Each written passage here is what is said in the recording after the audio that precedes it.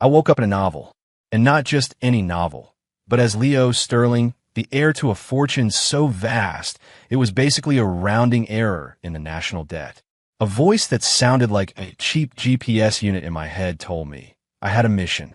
If I completed it, I could return to my own reality with a $10 billion bonus. The mission was simple. Play the part of a doting, alpha male CEO and shower the novel's chosen one with affection. Sounded like a pretty sweet gig. Then I saw my fiancée, the woman I was contractually obligated to marry for the sake of a corporate merger. Isabella Thorne, an Ice Queen CEO with a resting face that screamed, "You're the gum on my shoe." The system chimed in. Woo her, love her, melt her frozen heart with your warmth. I took one look at her expression, which clearly translated to "Who the hell are you?" and gave the system a hard pass. So it refreshed my options. There was the new cleaning lady at the office, a resilient single mom overcoming adversity.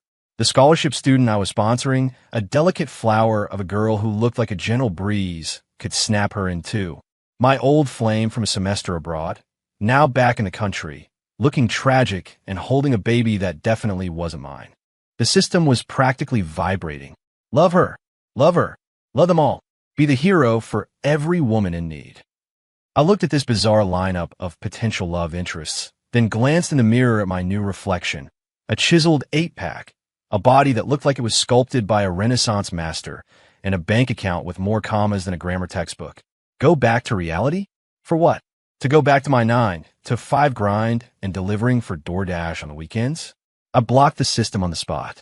I'm not doing the mission, I thought, making it loud and clear. And you can keep your 10 billion. I'm staying right here. From now on, I had only one goal. Kick back, relax, and turn this life into one long vacation. Pathetic. The voice, cold enough to freeze bourbon, stabbed into my ears. I opened my eyes. Staring down at me was a face so flawlessly beautiful it looked computer-generated, but her eyes were filled with a pure, undiluted contempt. Isabella Thorne, my fiancée by corporate decree and the Ice Queen CEO of Thorne Industries. You're awake? She crossed her arms, her posture radiating superiority. Leo, drop the spoiled brat act. This engagement is a business contract. Nothing more. You do well to remember that and stay out of my way. I didn't say anything. I just pushed myself up from the ridiculously soft king-size bed, feeling the explosive power humming in this new body. 8-pack abs, a sharp line tapering down. Even the slightest movement felt tight and controlled. Nice. In my head, the digital voice was screaming, "Warning, warning. Host is deviating severely from the main quest. Please express your undying love for Isabella Thorne immediately to initiate the My Cold-Hearted CEO wife storyline." I rubbed my ear, thinking, shut up. Host, you must reconsider. Failure to complete the mission will result in you being trapped in this world forever, unable to return to reality. Who said I want to go back? I scoffed. What? The system glitched. I glanced around the penthouse suite, easily 3,000 square feet of prime Manhattan real estate. Floor-to-ceiling windows offered a glittering panorama of the city at night. The air smelled of expensive mahogany and faint, lingering whiskey. Go back to what? To cramming myself onto a packed subway at rush hour? To eating dollar-slice pizza for dinner? To getting chewed out by my middle manager boss for a paycheck that barely covered rent? I'd have to be insane. What are you smiling at? Isabella's brow furrowed. She always hated my laid-back demeanor. Nothing, I said, swinging my legs out of bed. My bare feet sank into a plush wool carpet. You're right, Ms. Thorne. It's a business arrangement. We both get what we want. Don't worry, I won't bother you again. Isabella froze. She was clearly not expecting the guy who'd been chasing her like a lovesick puppy to suddenly change his tune. She studied my face, searching for some sign of a trick, a hidden agenda. I couldn't be bothered. I walked straight to the wet bar, pulled out a bottle of what looked like some top-shelf bourbon, and poured myself a glass. The fiery liquid slid down my throat, warming me from the inside out. Now, this was living. Isabella started to say something else. I held up a hand, cutting her off. You're a busy woman, Ms. Thorne. Your time is valuable. Don't let me keep you. It was a dismissal. Her face darkened instantly. She'd probably never been kicked out of a room in her entire life. She stared daggers at me for a few seconds, then let out a sharp, cold huff, turned on her heel, and stalked out. The heavy door slammed shut behind her, a testament to her fury. Finally, some peace and quiet. "Host, are you crazy? You just scared off the female lead. The mission is a failure," the system screeched in my brain. "Oh," I said, swirling the bourbon in my glass. I wandered over to the window, looking down at the river of headlights flowing through the streets below. "And from now on, don't bother me with your missions. I'm officially retired." Retired? That's right. I'm going to eat, sleep, work out, enjoy fine food, and drink good wine. As for the company, isn't that what I pay people for? I snapped my fingers. The next second, a man in a perfectly tailored suit and gold-rimmed glasses materialized in the room. He looked more like a CEO than I did. "Sir, you had a request." His name was Arthur Finch, my all-powerful executive assistant in this world. I handed him my empty glass. "Arthur, find me a list of the top private kitchens and exclusive restaurants in the city. I want to try them all. French, Italian, Japanese. You name it." A glint of light flashed across Arthur's glasses. He adjusted them slightly and bowed. "Of course. Also, sir, Thorn Industries just launched an aggressive takeover bid for our new green energy subsidiary." "Oh," I raised an eyebrow. "And it has been neutralized," Arthur said, his tone as flat as if he were discussing the weather. "I took the liberty of shorting several of their affiliated stocks as a preventative measure. It should net the company a tidy profit. Say, $500 million. Shall I transfer some to your personal account for incidentals?" I looked at him and nodded, satisfied. See, retiring was this easy. True luxury wasn't about doing everything yourself. It was about deciding to enjoy life, knowing someone else was handling the details. I couldn't have cared less about Isabella's little temper tantrum. The next day, I slept until the sun, streaming through the massive windows, woke me up. Even the sunlight in a rich person's house felt more expensive. I spent an hour in the private gym, then soaked in the jacuzzi, sipping on freshly squeezed juice Arthur had prepared. The old poets knew what they were talking about. You have to enjoy life while you can. "Sir," Arthur's voice came from outside the bathroom. "I've compiled the restaurant data. There's a place called The Sanctuary, specializing in elevated new American cuisine. The head chef is rumored to be the protege of a world-renowned master. They have one last-minute opening for lunch today. Shall I book it for you?" "The Sanctuary?" I said, toweling my hair dry as I walked out. "Sounds perfect. Book it." I threw on some casual clothes and took the least conspicuous car from the garage, an Aston Martin. The others were a Rolls-Royce and a Bugatti, way too flashy for my new, relaxed vibe. The Sanctuary was tucked away in a quiet, manicured garden in the middle of the city, a real urban oasis with stone paths and a small, trickling waterfall. As I walked in, I was drawn by the soulful sound of a cello. Following the music, I saw a woman in a simple, elegant dress playing in a gazebo. Her hair was a dark cascade, the line of her profile soft and serene. Sunlight filtered through the leaves, dappling her in light. She was beautiful, like a painting come to life. As if sensing my gaze, she looked up. The moment our eyes met, hers were as clear as water, with an untouched purity. She offered a small smile that felt like the first day of spring. I'll admit, my heart skipped a beat. This body, at least, was honest about its appreciation for beauty. She finished her piece, stood, and walked toward me, holding her cello case. "Hello," she said, her voice as gentle as she looked. "Are you here for lunch?" "I am," I nodded. I got a little lost in the music. She laughed softly, a lovely blush coloring her cheeks. "My name is Clara Evans. I'm the owner and head chef here." I was surprised. "You seem a bit young to be a head chef."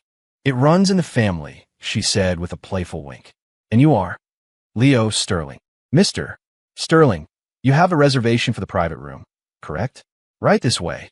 I followed her down a winding corridor, a faint, pleasant scent of gardenias trailing in her wake. She must have noticed my attention wandering. She glanced back. "Mr. Sterling, is everything all right?" "Perfect," I said, my eyes drawn to the graceful line of her neck. On a whim, I asked, "Do you teach?" Clara paused, then smiled. "You want to learn how to cook?" "No." I shook my head, my gaze sincere. I want to learn how to play the cello." Her face flushed a brilliant shade of crimson. She looked down, unable to meet my eyes, and mumbled, "Mr. Sterling, you have a strange sense of humor." Her reaction was infinitely more charming than Isabella's permanent scowl. This was what life should be about, spending time with interesting, beautiful people. The meal was sublime. Clara's skill was undeniable. Every dish was an edible work of art, and the flavors were incredible. After the main course, she brought out a plate of lavender shortbread she'd made herself. "I heard you appreciate classic desserts, so I made these for you. I hope you like them." I took a bite. It was delicate, fragrant, and melted in my mouth. "They're amazing," I said, looking at her. "Better than anything I've had at a Michelin-star restaurant." My praise seemed to make her genuinely happy. Her eyes lit up like they were full of stars. "I'm glad you like them." We talked for a long time about everything from food and music to travel and life. It was effortless. Before I knew it, the afternoon had slipped away. As I was leaving, I looked at her. "Ms. Evans, I was wondering if I might have the honor of booking your time for lunch again? Not as a customer, but as a friend." The blush returned to her cheeks. She bit her lip and nodded. "Okay." Driving home, I felt incredible. Good food, a beautiful woman, a stunning setting. This was the right way to live a retired life. As for Isabella and some stupid mission, they could go to hell. Well, I got back to the penthouse. However, I saw Isabella's ice blue Maserati parked out front. She herself was standing in my living room, her face a thundercloud. "Leo, where were you today?" she demanded. "Do I need to report my whereabouts to you, Ms. Thorne?" I took off my jacket, tossed it on the couch, and went to the bar to pour myself a glass of water. My casual attitude seemed to choke her. Her chest rose and fell sharply. She was used to being the center of everyone's universe. Being ignored was a new and unwelcome experience. "Do you have any idea how much money the company lost because of your stunt yesterday?" she said, her voice tight with suppressed rage and maybe a hint of something else. Was that vulnerability? I paused. I vaguely remembered Arthur mentioning something about shorting her stock. "Oh, that," I said, taking a sip of water. "Think of it as a contribution to my startup fund. Your family can afford it." "You." She was trembling with anger, pointing a finger at me, speechless for a moment. You're shameless." "Thank you for the compliment." Seeing her on the verge of exploding was suddenly amusing. Just how whipped was the old Leo to have given her the impression that the world revolved around her. Some sob story about being betrayed in the past, and closing off her heart. "Sorry, that's your problem. Not an excuse for me to put up with your attitude. Leo, I'm warning you. Call your people off. Now." She finally managed, regaining her CEO composure. "Or you'll regret it." "Regret it? How so?" I asked, genuinely curious. "Are you going to leak some fake tabloid stories about me like you did last time? Or maybe try to buy out a few of my suppliers again?" My words hit her like a physical blow, shattering her arrogant facade. The color drained from her face. She couldn't believe I knew about her petty, underhanded schemes. How did you? How did I know?" I smiled and stepped closer, leaning in to whisper in her ear. "Isabella, don't treat everyone else like an idiot. Your little games are child's play to me." My breath was hot against her ear. She flinched back like a startled rabbit, her face completely pale. The look she gave me was one of shock and fear, as if she were seeing me for the first time. Good. Fear born from an information gap was the most effective kind. Also, I straightened up, resuming my lazy posture. "I'll be speaking with my family about the engagement. We'll have it officially terminated as soon as possible. A woman of your caliber shouldn't be weighed down by a pathetic waste of space like me." Without another glance at her, I walked upstairs to take a shower, leaving her alone in the cavernous living room, her expression shifting through a storm of emotions. By the time I was out, she was gone. Arthur appeared, right on cue. "Sir, Ms. Thorne has left." Before she did, she used her personal connections to freeze 3 of our subsidiary accounts overseas. "Oh," I said, toweling my hair, unconcerned. "Big loss."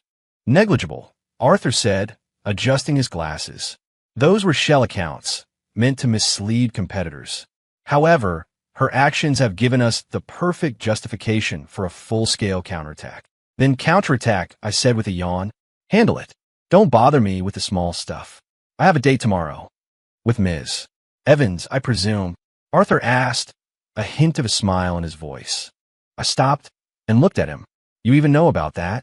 As your assistant, it is my duty to be aware of your schedule so that I may provide the highest quality of service, he said, as if it were the most obvious thing in the world. I've already booked a private equestrian club for you upstate. The scenery is lovely, very suitable for a date. I have also arranged for matching riding attire for you and Ms. Evans. I just stared at him. Fine. It was hard to be mad at someone for being too competent. Oh, and sir, Arthur added, my cat, Summit, seems to have taken a liking to Ms. Evans's dog, Couch Potato. I posted a picture of them on my Instagram. The engagement has been very positive. I twitched. My assistant wasn't just a workaholic. He was a pet socializing-aholic. Summit? Couch Potato? What kind of names were those? But he had given me an idea. I pulled out my phone and found Clara's Instagram. Her latest post was from half an hour ago. A photo of an adorable golden retriever with a regal ragdoll cat rubbing its head against him. The caption read, Couch Potato made a new friend today. Red heart. I smiled and liked the post. The next day, my date with Clara was perfect. The air at the equestrian club was fresh and the sun was warm. Dressed in white riding gear, she looked stunning. She was a little nervous around the horses, holding the reins gingerly. Don't be afraid. I've got you, I said, riding my black stallion up beside her and extending my hand. She hesitated for a moment before placing her hand in mine. With a gentle pull, I lifted her up and settled her in the saddle in front of me. She was soft and smelled wonderful. I felt her body tense and her heart begin to race. Hold on tight, I murmured in her ear. She let out a tiny okay, her cheeks burning as she clutched the front of my shirt. I nudged the horse into a canter. The wind rushed past us, carrying the scent of grass. Slowly, the woman in my arms relaxed, even letting out a small, joyful gasp. Leo, this is amazing. I looked down at her. She tilted her face up to the sun, her eyes shining with pure happiness. In that moment, all the corporate battles and mind games seemed utterly pointless. This was what mattered. Oh, she said, remembering something. She pulled a small, braided bracelet from her pocket and handed it to me. This is for you. I took it. It was simple but well made. I went to a little craft market yesterday, she said a bit shyly. It's supposed to be for good luck and safe travels. I hope it keeps you safe. My heart stuttered.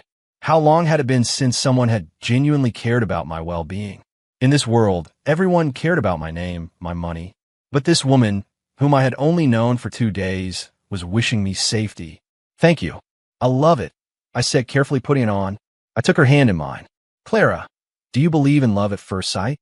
She froze, her long eyelashes fluttering. I do. I cut her off, my eyes locked on hers. From the first moment I saw you at the sanctuary, I knew. Her face was completely flushed. She buried her head in my chest, unable to look at me. I could feel her heart pounding in unison with my own. Some things don't need a long, drawn-out courtship. Sometimes, a single glance is enough. But of course, someone had to ruin the moment. When we returned to the stables, an unexpected person was waiting for us. Isabella. She was also in riding gear, but her expression was darker than her clothes. Her eyes, like poisoned daggers, were fixed on Clara in my arms. Well, Leo, you certainly move fast. Talking about ending our engagement one day and already finding a replacement the next. Clara flinched, shrinking back into my arms. I patted her back reassuringly before turning to Isabella, my voice calm. Ms. Thorne, we're not engaged anymore. Who I see is none of your business. None of my business? She sneered. Did you forget that half of your company's projects rely on my distribution channels? Do you honestly believe I can't crush you with a single phone call and turn you into the pathetic nobody you truly are? It was her trump card. She still thought I was the same guy who needed her family's connections to survive. Before I could respond, my phone rang. It was Arthur. Sir, I have some good news, he said, his voice as steady as ever. The Crown Consortium, Europe's largest private equity firm, has just entered into a strategic partnership with us. They're granting us full access to their global channels. As a welcoming gift, they've also acquired all of Thorne Industries' overseas operations. I raised an eyebrow. The Crown Consortium? I thought they were notoriously exclusive. They are. Apparently, the directive came from the chairman himself. He asked me to pass along his regards and said he admires your philosophy on life. Arthur paused. Oh, and by the way, sir, Thorn Industries stock has just hit limit down. I held the phone, looking at the furious, posturing woman in front of me, and almost laughed. She was still threatening me with her pathetic little bit of power, completely unaware that her entire world was collapsing around her. Ignorance truly is bliss. Who was that? Isabella demanded, a flicker of unease in her eyes. I hung up and gave her a gentle smile. A friend, just sharing some interesting news. What news? For example, I said slowly that your precious overseas assets might not belong to you anymore. Her pupils contracted. What are you talking about? Just then, her own phone began to ring frantically. She answered it, and her face went white. What? Acquired? How is that possible? By who? The Crown Consortium? The stock hit limit down? How? Find out. I want to know who is behind this. She was screaming into the phone, all traces of the composed Ice Queen gone. After she hung up, she stared at me, her eyes wide with disbelief. It was you. You did this, didn't you? I shrugged. I can't take the credit. I've been busy riding horses with Clara all day. My words were the final straw. Isabella staggered back, leaning against her car for support. The reality finally hit her. Everything she was so proud of, everything she used to control people, was utterly fragile in the face of real power. And she all along had been nothing but a clown. She looked at me, then at Clara, her expression a chaotic mix of shock, rage, disbelief, and a profound regret she probably didn't even recognize yet. Why? She whispered. Why is this happening? No one answered her. I held Clara close and walked right past her, not giving her a second glance. Some people, once you pass them by, you never look back. Is she going to be okay? Clara whispered from the safety of my arms. She was too kind-hearted. She'll be fine, I said, stroking her hair. That's grown-up stuff. Not for you to worry about. She laughed and gave me a light punch on the chest. I'm not a kid. Her eyes were bright, full of trust and affection. Leo, no matter what happens, I'll be right here with you. A warmth spread through my chest. I leaned down and kissed her forehead. I know. Back at the penthouse, Arthur and another assistant, Marcus Cole, were waiting. Marcus was built like a linebacker, but was surprisingly meticulous, handling my security and personal logistics. They both saw Clara and broke into knowing smiles. Sir, ma'am, they said in unison. Clara's face went scarlet, and she hid behind me. I was in a great mood. I clapped Marcus on the shoulder. Good work today, both of you. Excellent instincts. Marcus grinned. Thorn Industries is in total chaos, sir. Arthur's plan was flawless. They never saw it coming. Arthur just pushed up his glasses. Standard procedure. Sir, shall we press the advantage and initiate a full acquisition of Thorn Industries? I waved my hand. No, let her keep it. No need to burn every bridge. Besides, I'm tired, and I'm looking forward to that soup Clara promised to make. Acquire Thorn Industries? Too much work. I'd rather learn a new recipe. Arthur and Marcus exchanged a look of profound admiration. This was their boss, a strategic genius who could bring a corporate empire to its knees, but would call it all off for a bowl of soup made by the woman he loved. The sheer class of it. I had no idea what narrative they were spinning in their heads. I just knew that Clara's eyes were shining even brighter. She squeezed my hand and whispered, I'll make you a truffle and wild mushroom consomme tonight. How does that sound? Perfect, I smiled. Good company, good food. That was the meaning of life. The corporate drama could be a problem for Arthur and his team to worry about. Me? I was retired. The crisis at Thorn Industries became the biggest story on Wall Street. The once invincible empire was teetering on the brink of collapse overnight. And me, the one who started it all, was at home, savoring a dinner handmade by Clara. The earthy flavor of the truffles, the rich depth of the consomme. It was perfection. I took a sip and sighed contentedly. Clara, your cooking is out of this world. She sat across from me, her chin resting in her hands, her eyes curved into crescents as she smiled. As long as you like it, I can cook for you every day. No way, I shook my head. I can't have you getting tired. I wouldn't forgive myself. Her cheeks pinkened. It's not tiring at all. We were like any other couple, just talking and eating. She put food on my plate, and I'd give her the best cuts for mine. She'd laugh at my dumb jokes, and I'd smile at the cute way she'd get a little drop of soup on her chin. This quiet, warm happiness was something I had never experienced in either of my lives. After dinner, we curled up on the couch to watch a movie. She picked an old art house film, slow and meditative. As we watched, her head started to nod, eventually coming to rest on my shoulder. I looked down at her long lashes and peaceful expression. I turned off the TV, gently scooped her into my arms, and carried her to the guest room.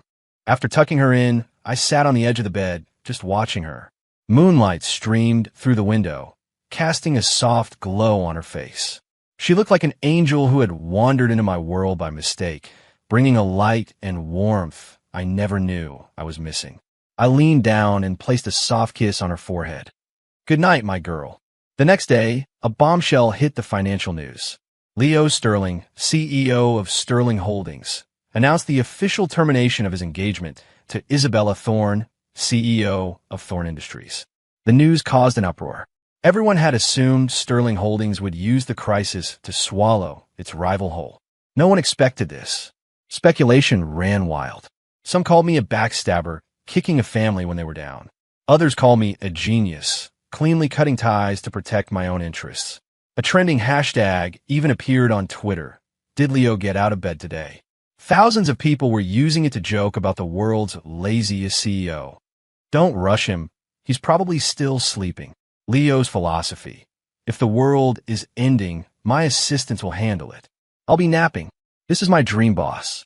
Who needs a micromanager when you can have a guy who's just happy to cash the checks?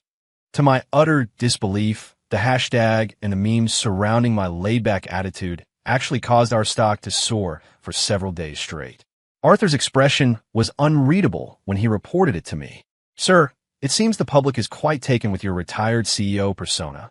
The consensus among investors is that a CEO who doesn't need to meddle in company affairs must have supreme confidence in his team and the company's foundation. It's being interpreted as the ultimate power move." I just stared at him. I was beginning to think I'd never understand modern internet culture. But none of that mattered. I had a more important issue to deal with. Clara had seen the news. She was holding her phone, her expression a mix of hurt and insecurity. "Leo, you and Ms. Thorne." I took the phone from her hand, turned it off, and tossed it aside. Then I cupped her face, forcing her to look me in the eye. "Clara, look at me." She and I were a business arrangement from day one. There were never any feelings involved. Ending it was something I wanted to do long before you came along. It has nothing to do with you. The only person I'm interested in, the only person I've ever been interested in since I got here, is you. My voice was sincere, my gaze unwavering. Clara looked at me, her eyes welling up. She wasn't doubting me. She was just feeling insecure. She was so good, so pure, that she couldn't quite believe this sudden happiness was real. But everyone online is saying you. Let them talk. Their words don't affect my life. Our life, I said, gently wiping a tear from the corner of her eye. Don't think about any of that nonsense. All you have to do is trust me. She bit her lip, held my gaze, and finally nodded firmly. "I trust you." I smiled and pulled her into a hug. Unconditional trust was the most precious gift in the world. Just then, my phone, which I had just tossed aside, started ringing again. I glanced at the caller ID. An unknown number. I was about to ignore it, but Clara said, "You should answer it. What if it's important?" I sighed and picked it up. A hoarse, exhausted voice came through the speaker. It was Isabella. "Leo, can we meet?" I didn't want to go, but her voice sounded like it was on the verge of shattering. "Just for old time's sake," she pleaded. "One last time." Clara tugged on my sleeve, shaking her head. Her eyes were filled with worry. She didn't want me going anywhere near the woman who could hurt me. I patted her hand reassuringly. "Don't worry. I'll be right back. Some things just need to be settled face to face." I looked over at Marcus. "Get the car." The meeting was at a quiet tea house of her choosing. She was already there when I arrived. In just a few days, she looked like a completely different person. The proud, untouchable ice queen was gone, replaced by a woman with dark circles under her eyes, her expensive suit wrinkled and disheveled. The tea in front of her was cold. Seeing me, she tried to smile, but looked more painful than a grimace. "You came. I sat down across from her, getting straight to the point. What's this about? She took a sip of her cold tea. The company. Was it your doing? She was still stuck on that. Yes and no, I said honestly. What does that mean? It means I had the power to do it, but I couldn't be bothered. I leaned back, watching her. Isabella, your biggest problem isn't your pride. It's your naivete. You think the world revolves around you, that what you see is all there is. It never occurred to you that when you stare into the abyss stares back. True power doesn't need to be flaunted. My words made her flinch. She stared at me as if she'd never seen me before. You were pretending this whole time? You're not some useless playboy. I never pretended. I really am useless at business, and I really do prefer to do nothing. I smiled. It's just that my starting point in life is a little higher than you imagined. A little higher, as in on a completely different planet. The last bit of color drained from Isabella's face. She finally understood.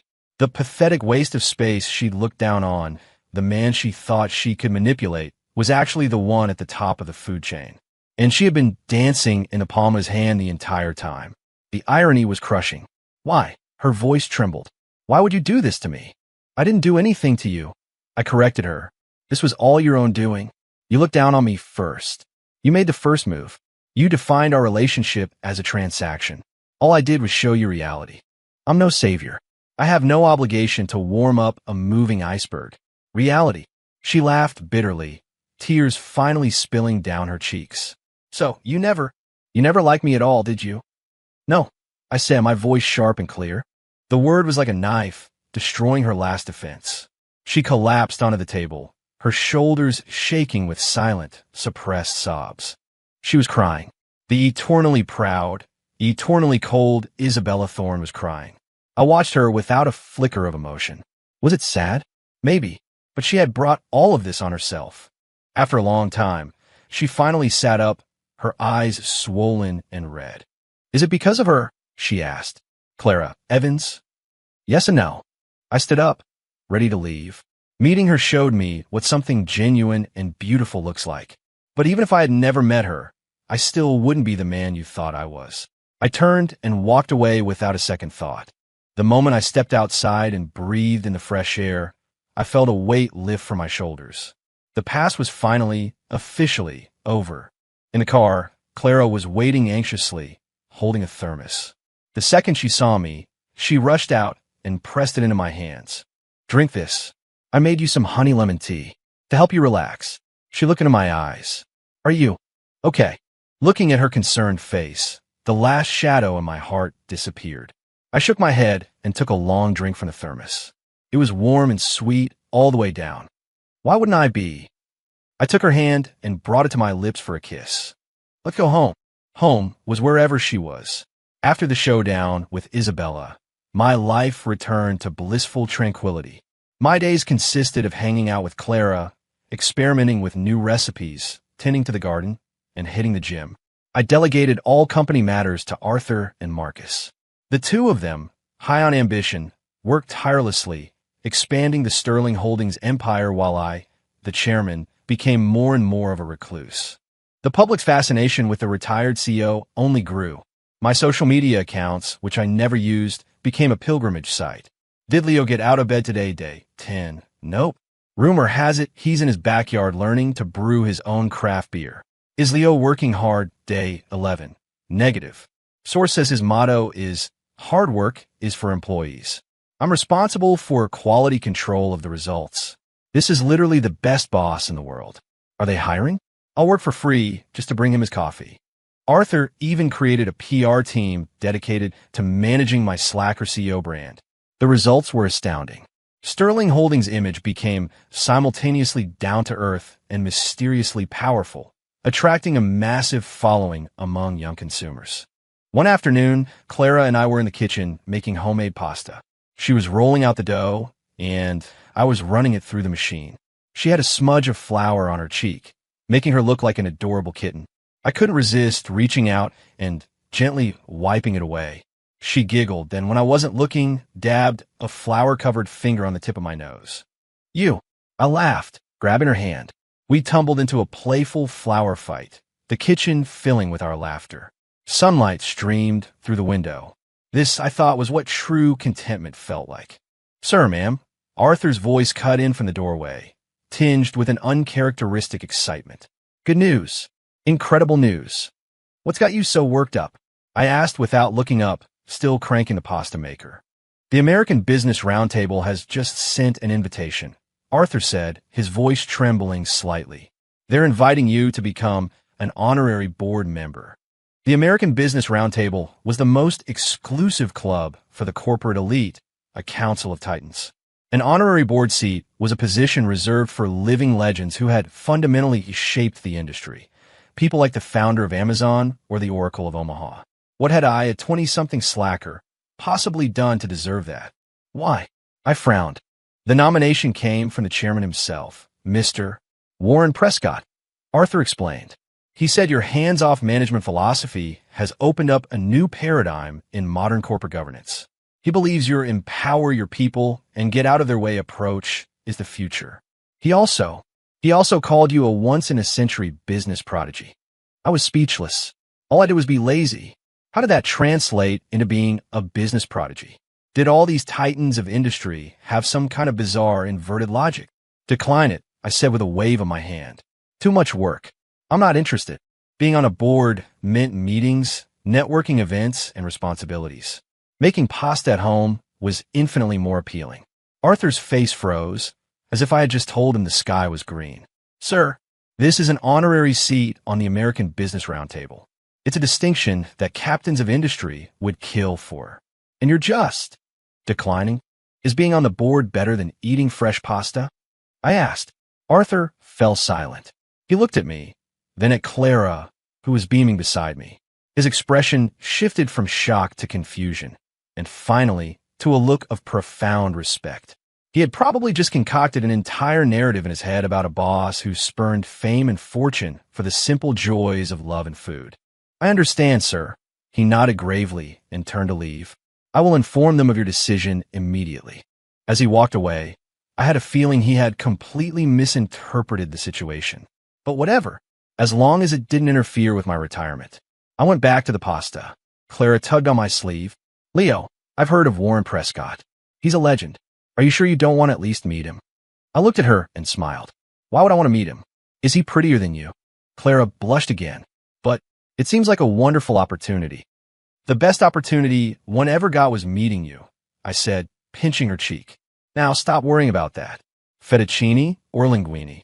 In her presence, titles like business prodigy and honorary board member meant less than a plate of perfectly cooked pasta. The simple, everyday joys were what truly mattered. The news that I had turned down the Roundtable's invitation dropped like a bomb in the business world. Everyone thought I had lost my mind. The honor, the connections, it was something people spent their entire lives chasing, and I had dismissed it without a second thought. Who does this Leo Sterling think he is? The arrogance. Arrogance? I think it's the ultimate power move. He's so successful, he literally doesn't care about success.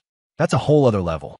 My theory is he's part of some secret, old money family that's even more powerful than the Prescotts. That's the only explanation. The speculation grew wilder, and reporters started digging into my past, only to find nothing. My identity as Leo Sterling seemed to have appeared out of thin air, with a record so clean it was suspicious. This only deepened the mystique, cementing my reputation as some enigmatic scion of a hidden dynasty, just playing at being a CEO for fun.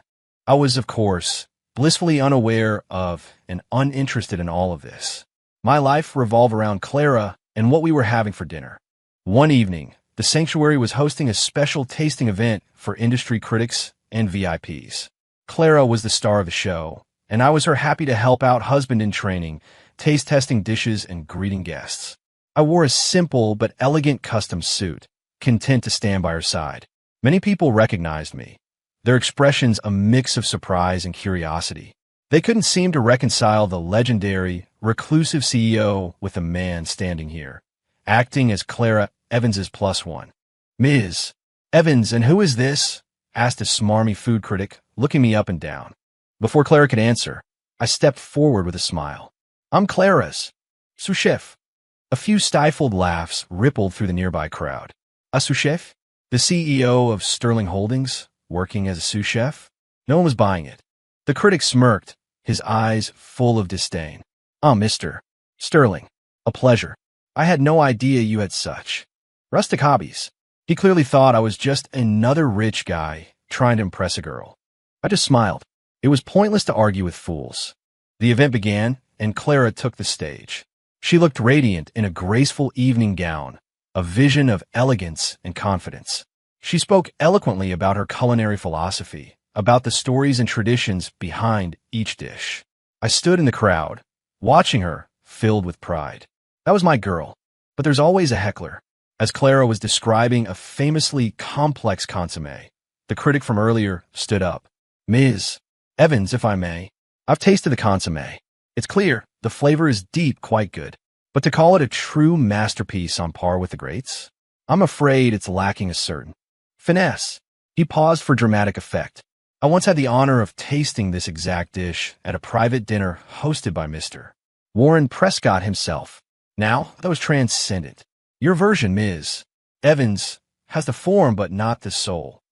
His pronouncement hung in the air, a blatant public insult. The atmosphere turned awkward. Clara's face paled, her hands tightening at her sides.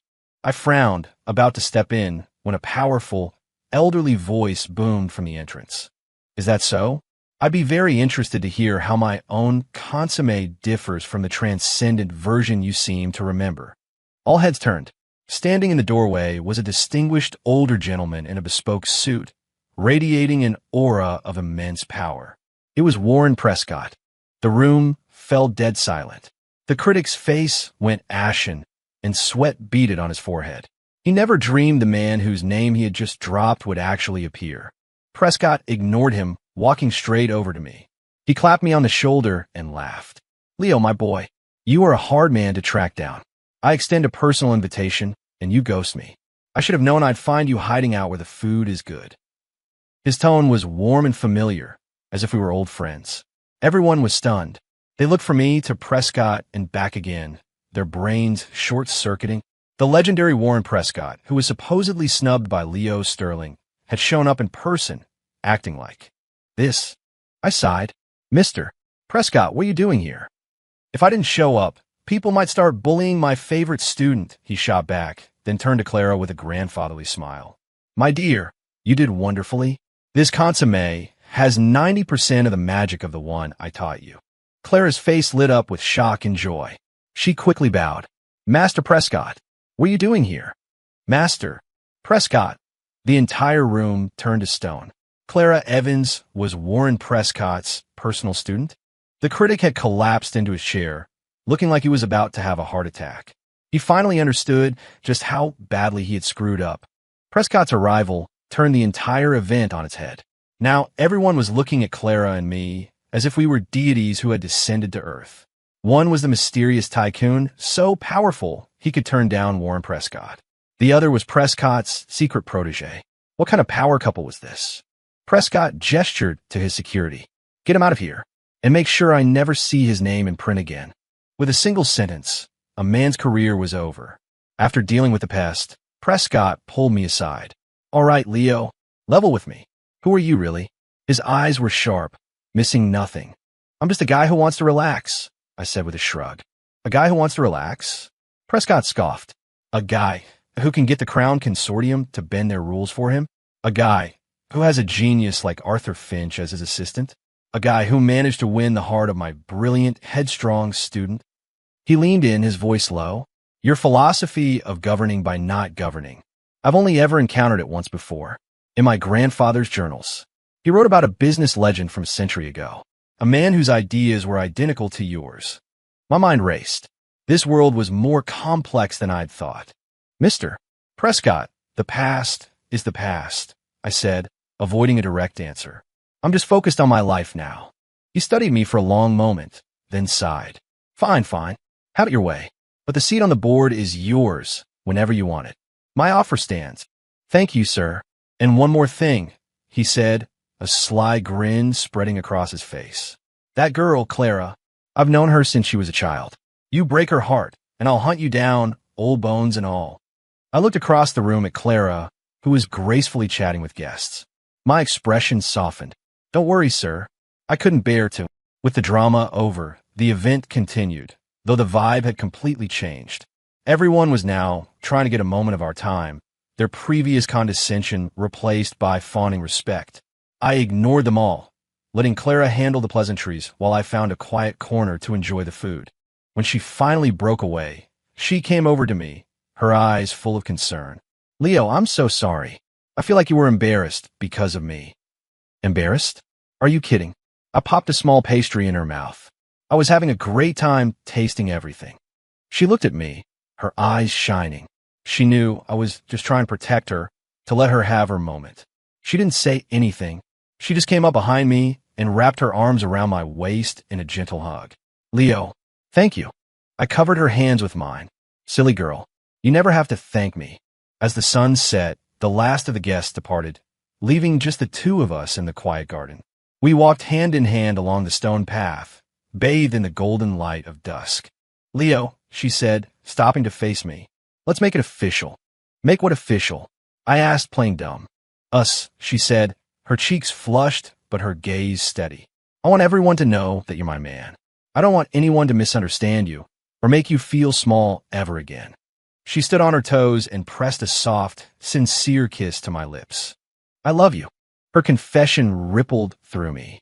This girl, who was usually so shy, was now as bold as a lion, ready to take on the world for me. My heart felt like it was going to burst with happiness. I bent my head and deepened the kiss, from a gentle touch to a passionate embrace, until she was breathless. I rested my forehead against hers, my voice husky. "Okay, let's make it official." Clara didn't waste any time. The very next day, she started a live stream from the sprawling backyard of my penthouse. She wore no makeup, dressed in simple loungewear, looking effortlessly beautiful. As soon as the stream went live, viewers flooded in. "It's Clara. You look amazing today. Where are you? This place looks like a palace. Did you marry a prince? Are you teaching us a new recipe today?" Clara smiled at the camera and shook her head. "No cooking class today. I started this stream because I want to officially introduce someone very important to you all." She then turned the camera around to me. I was lounging on a chaise by the pool, wearing swim trunks and sunglasses, sipping a lemonade. Arthur was on one side, giving me a quiet business update, while Marcus was on the other, peeling grapes for me. It was a scene of peak, unapologetic leisure. The moment my face appeared on screen, the chat exploded. "Holy crap, it's Leo Sterling. The retired SEAL? No way. The person Clara is introducing is him. So the rumors are true. They're together. My ship has sailed. This is the best day ever." Clara walked over, took a grape from Marcus, and fed it to me. Then she turned back to the camera with a proud, radiant smile. "That's right. This is Leo Sterling, my boyfriend, and the man I plan to spend the rest of my life with." Her voice was soft but firm. "I know there are a lot of rumors about him, that he's lazy, that he's useless, that he doesn't care about anything important. But I want you all to know that in my eyes, he is the kindest, gentlest, and most wonderful man in the world. He's the man who would turn down the world's most coveted honor just because I asked him to. He's the one who stands up for me without a second thought.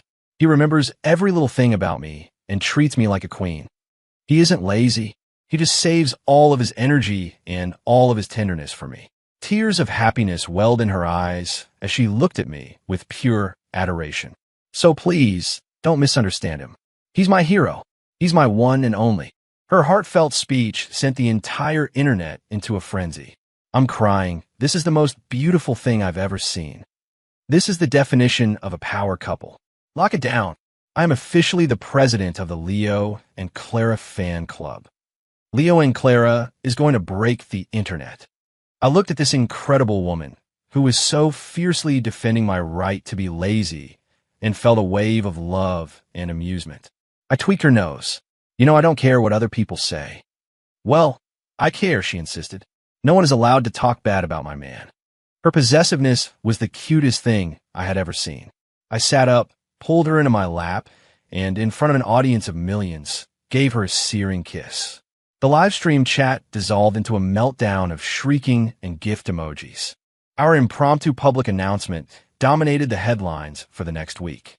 Our love story became the internet's favorite real-life romance novel.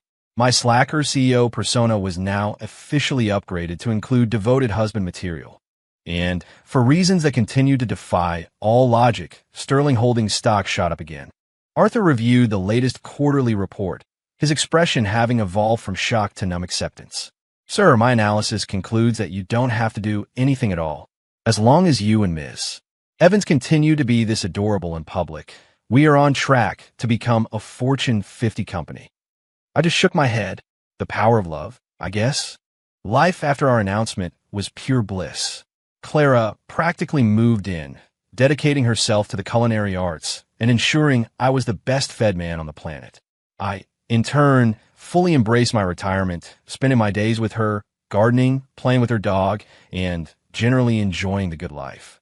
We even held an engagement party for a golden retriever, Couch Potato, and Arthur's ragdoll cat, Summit. Of course, there were always flies trying to get into the ointment. At a charity gala, a flashy influencer in a tight red dress sidled up to me. Mr.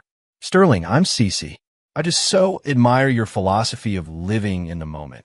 She practically draped herself over me, her perfume overpowering.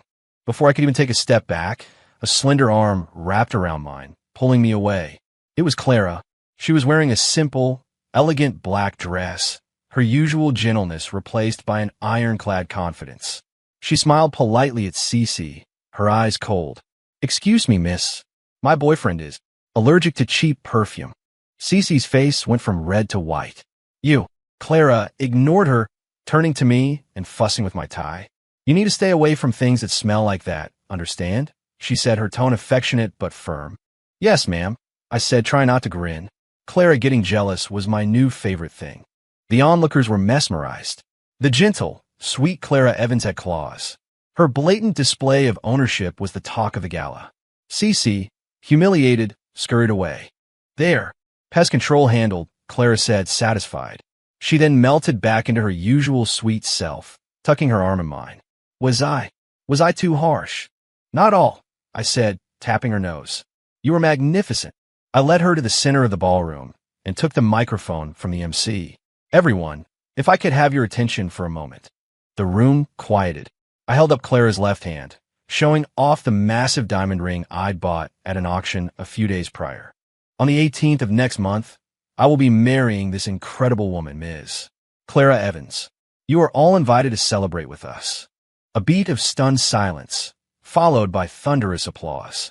Clara looked at me, her eyes filling with happy tears. She had no idea I would announce it like this. I leaned in and whispered in her ear.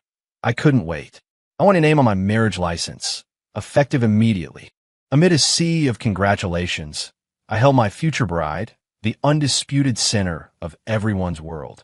In a forgotten corner, a lone figure watched us, her eyes filled with a deep, inconsolable regret. It was Isabella. She had come. She watched us, shining on our stage, like a traveler watching a brilliant firework display from the cold, dark outside. That spot next to me could have been hers, but she had thrown it away. I didn't lift a finger for the wedding preparations. Arthur and Marcus handled everything with military precision. They even made a bet over who would be my best man, the loser having to run security. Arthur won.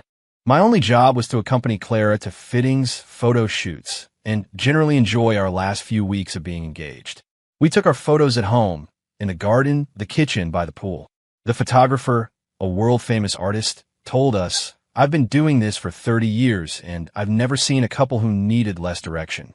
Every glance, every touch is pure, unadulterated love. He was right. You can't fake the real thing. The day before the wedding, a package arrived. Inside was a set of hand-stitched baby clothes and a card. Leo, wishing you a lifetime of happiness. This is perhaps the only thing I can offer. Isabella, my feelings were complicated. She had finally let go, or perhaps had been forced to. Claire saw the package. She said nothing, just wrapped her arms around me from behind. Let the past be the past. I nodded and put the box away. She was right. My future was right here in my arms. The wedding was the event of the year. Our estate was transformed into a fairy tale kingdom of flowers. I stood at the altar, watching as Warren Prescott walked my bride down the aisle. She was breathtaking. He placed her hand in mine. Young man, This is my most precious treasure. You had better not fail her. I swear on my life, I said, my grip on Clara's hand firm. We exchanged rings and vows. As I said, I do, I saw Arthur and Marcus in the front row, both tough-as-nails men, wiping tears from their eyes. My final surprise was a fleet of drones that unveiled a massive canvas in the sky. On it was a painting I had done myself, the scene of our first meeting in the garden of the sanctuary. Her, in her simple dress, playing the cello under the dappled sunlight. Beside it, I had written, "One glance a lifetime." The crowd erupted. Clara stared, tears streaming down her face. She never imagined that I, the king of laziness, would put so much effort into a gift for her. I held her close. Silly girl. For you, I'd do anything. That night, after the guests had gone, I carried my wife into our bedroom. Rose petals were everywhere. "Leo," she whispered, her head on my chest. "I feel like I'm dreaming." "This isn't a dream," I murmured, kissing her. "From now on, you are Mrs. Clara Sterling." Outside, fireworks lit up the night sky. Inside, our new life was just beginning. Married life was even better than I had imagined. Clara retired from the restaurant to become a full-time culinary artist dedicated to spoiling me. I, in turn, leaned even harder into my retirement, my days filled with love, laughter, and leisure. The company thrived without me. The legends about me grew more outlandish. I was a god, an alien, a sophisticated AI. I just laughed. They would never understand that true freedom wasn't about having it all, but about being able to let all go. A year later, Clara was pregnant. I was deliriously happy. I became a paranoid, overprotective, first-time father-to-be, personally overseeing her every need. 10 months later, she gave me a beautiful daughter. The moment the nurse placed that tiny, perfect human in my arms, my world shifted. She smiled at me, a gummy, toothless grin, and I knew I had everything I could ever want. We named her Annabelle, Annie for short. I became a full-time, doting father. My retirement was now busier than ever, filled with diapers, lullabies, and endless joy. Years passed. Annie grew into a bright, beautiful little girl. My favorite thing in the world was carrying her on my shoulders as we explored the jungle of our backyard. One sunny afternoon, I was playing on a lawn with her when Clara came out with a tray of sliced fruit. She looked exactly as she had the day I first met her, timeless and beautiful. "Daddy's girl, time for a snack." Annie ran into her mother's arms. I walked over and wrapped my arms around both of them. My wife, my daughter, the warm sun, a gentle breeze. This was it. This was my happily ever after. I came into this world on a mission to win a prize, but I threw the mission away. In return, I got the entire world. Life's true purpose isn't about completing a checklist. It's about embracing the quiet, beautiful, ordinary moments. Looking at my smiling wife and daughter, my heart was full. This life was good. On Annie's 5th birthday, we threw a huge party. The estate was a fairy tale castle. Arthur and Marcus dressed up as a prince and a knight. Warren Prescott came and gave Annie a priceless jade heirloom he'd been saving. During the party, I got a call. It was Isabella. We hadn't spoken in years. "Leo," her voice was distant. "Happy birthday to Annabelle." "Thank you. I'm outside your gates," she said. "I just wanted to see from a distance." I paused, looking at Clara and Annie laughing with their guests. "Come in," I said. She appeared a few minutes later, looking plain and tired, holding a giant teddy bear. She just stood at the edge of the lawn, watching. Clara saw her and walked over with Annie. There was no animosity, just a calm acknowledgement. "Ms. Thorne, you came." Isabella looked at Clara, then at the little girl in her arms, and managed a painful smile. "Mrs. Sterling, hello." She offered the bear to Annie. "Happy birthday, Annabelle." Annie looked at me for permission. I nodded. She took the bear, which was bigger than she was. "Thank you, Auntie," she said in her small, sweet voice. The word Annie made Isabella flinch. She stared at Annie's face, so much like my own, and her eyes welled up. She knelt, as if to pat Annie's head, but her hand stopped midway and fell to her side. She stood up and gave both me and Clara a deep, formal bow. "I'm sorry," she said, "and thank you. Sorry for the past. Thank you for showing me what I had lost, and for helping me finally, truly let go." Then she turned and walked away, her back straight, disappearing into the setting sun. She looked lonely, but also finally free. Clara sighed beside me. I feel kind of bad for her. Me too, I said, wrapping an arm around her. But we all have to live with the choices we make. Daddy, Mommy, look, Annie cried, pointing at the sky. Fireworks. Brilliant colors exploded overhead, illuminating our faces. I kissed my wife, then my daughter. My life was perfect. I didn't become the all-powerful hero of the story. I just became a husband and a father who loved to relax. And that, I realized, was the greatest prize of all. I had finally become the person I was always meant to be. End.